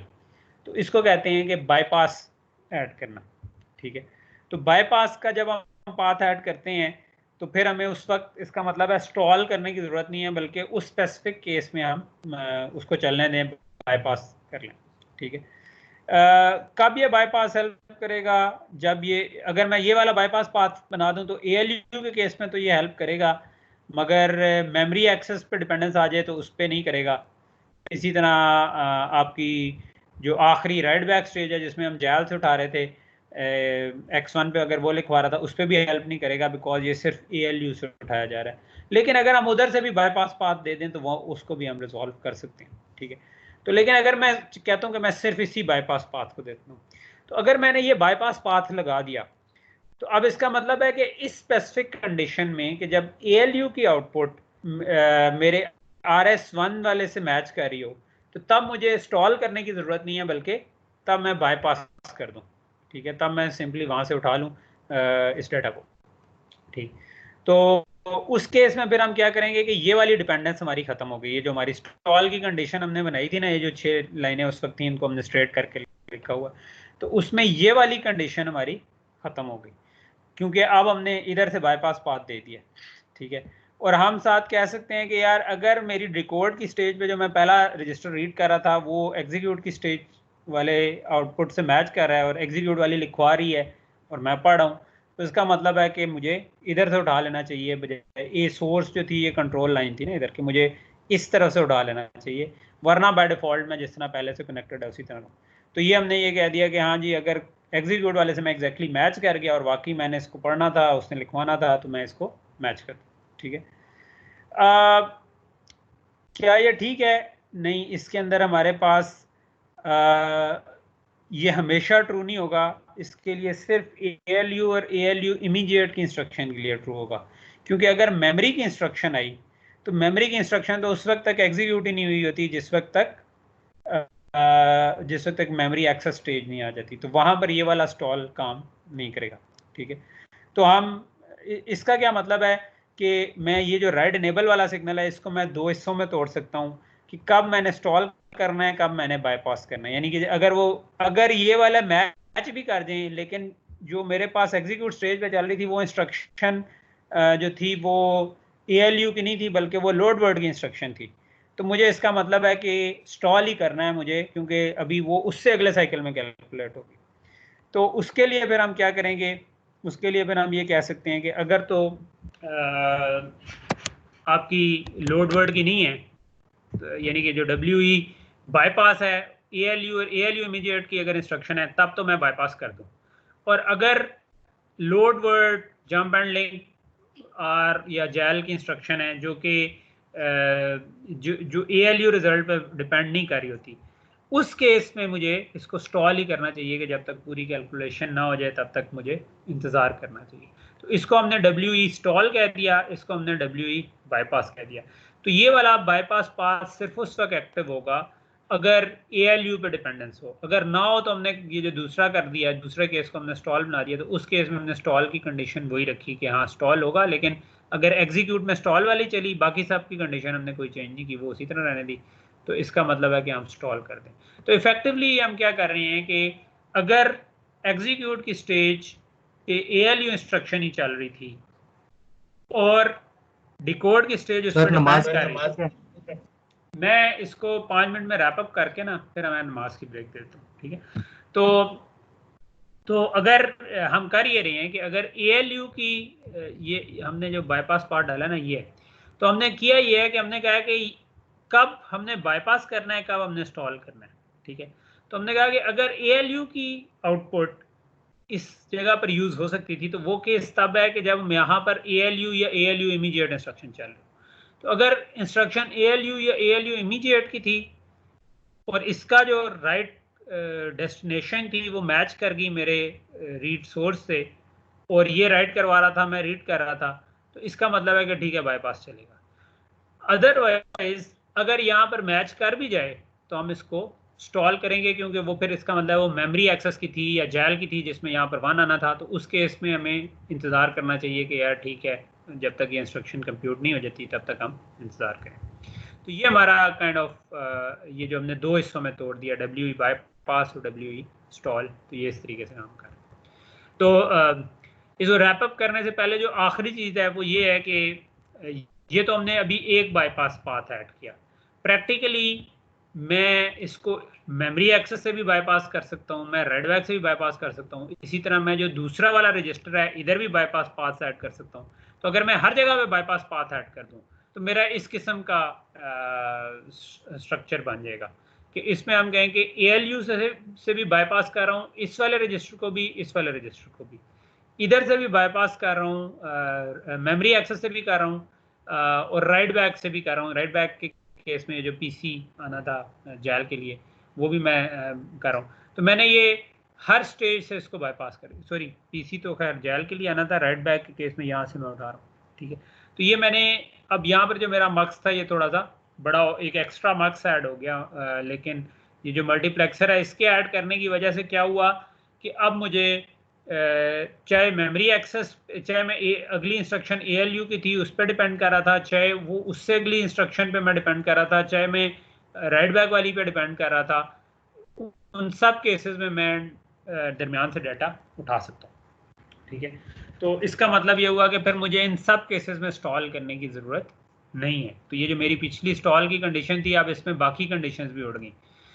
अगर ये मैं फुली बाईपास पाथ बना दूं कि जिसके अंदर सारे बाईपास पाथ ऐड कर दूं, तो तब मेरे पास सिर्फ एक केस रह जाता है, ठीक है, और ये इंपॉर्टेंट है, सिर्फ एक केस रह जाता है कि जिसको स्टिल मैं बाईपास नहीं कर सकता। और वो केस क्या है कि अगर मेरी एक इंस्ट्रक्शन लोड वर्ड की थी और उससे अगली वाली इंस्ट्रक्शन उसको यूज कर रही थी, तो तब कोई तरीका नहीं है उसको करने का, क्योंकि लोड वर्ड ने इस जगह पर आकर डाटा देने हैं, तो उससे अगली इंस्ट्रक्शन उस वक्त एग्जीक्यूट स्टेज पे चल रही होगी। तो अगर अगली इंस्ट्रक्शन उस पर डिपेंड कर रही थी तो हम इधर से डायरेक्ट डाटा इसको वापस नहीं कर सकते, क्योंकि उस वक्त तो ALU ऑलरेडी लोड कर चुका होगा अपनी चीज़ें।